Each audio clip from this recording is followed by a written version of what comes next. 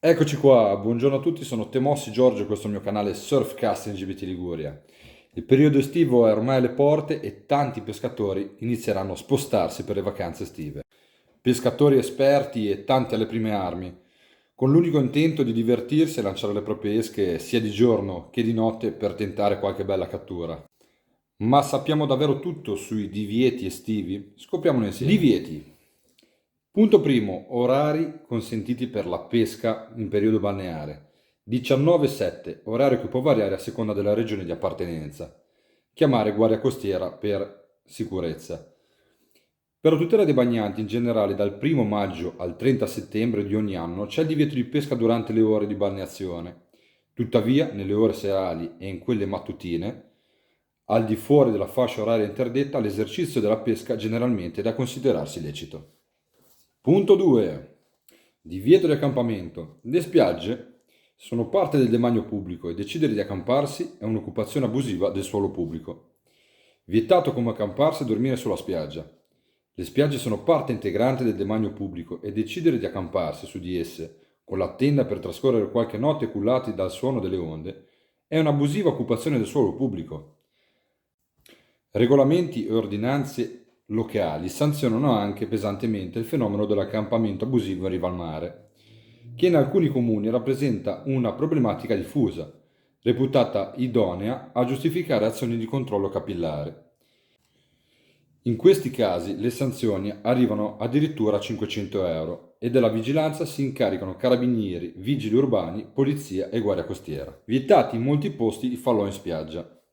Le multe differiscono da luogo a luogo, ma possono arrivare anche a importi di 1000 euro, rischiando così di trasformare un allegro falò in una cosa decisamente spiacevole.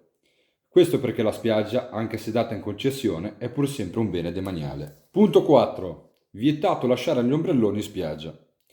È vietato anche lasciare l'ombrellone in spiaggia per ritrovarlo già montato il giorno dopo. Questa comodità, unita al fatto che blocca dei posti potenzialmente fruibili da altre persone, è punibile con multe di centinaia di euro.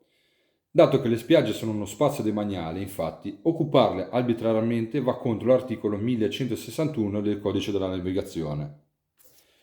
Punto 5. Vietato raccogliere e portare a casa sabbia e conchiglie. Sabbia e conchiglie come souvenir? Anche in questo caso si rischia. In questi casi è sempre il Codice della Navigazione, articolo 1162, estrazione abusiva di arena o altri materiali, a chiarire che chiunque estrae arena, alghe, ghiaia o altri materiali nell'ambito del demanio marittimo o del mare territoriale, ovvero della zona portuale della navigazione interna, senza la concessione prescritta dall'articolo 51, è punito con la sanzione amministrativa del pagamento di una somma da euro 1549 a 9229 euro. Punto 6, che secondo me è anche stranamente quello più fastidioso per noi pescatori che non riusciamo a digerire. Vietato pensare di avere precedenza sui bagnanti, che sia di giorno o di notte, periodo balneare o meno, se ci si trova a pesca e accidentalmente dovesse entrare in acqua qualcuno per fare il bagno, dobbiamo mantenere una distanza minima di 200 metri o aspettare eventualmente che se ne vada con le lenze a terra.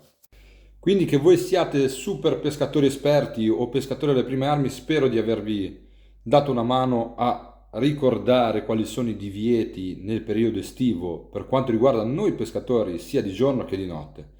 Io vi do appuntamento alla prossima puntata, sempre sul canale Surfcast GBT Liguria.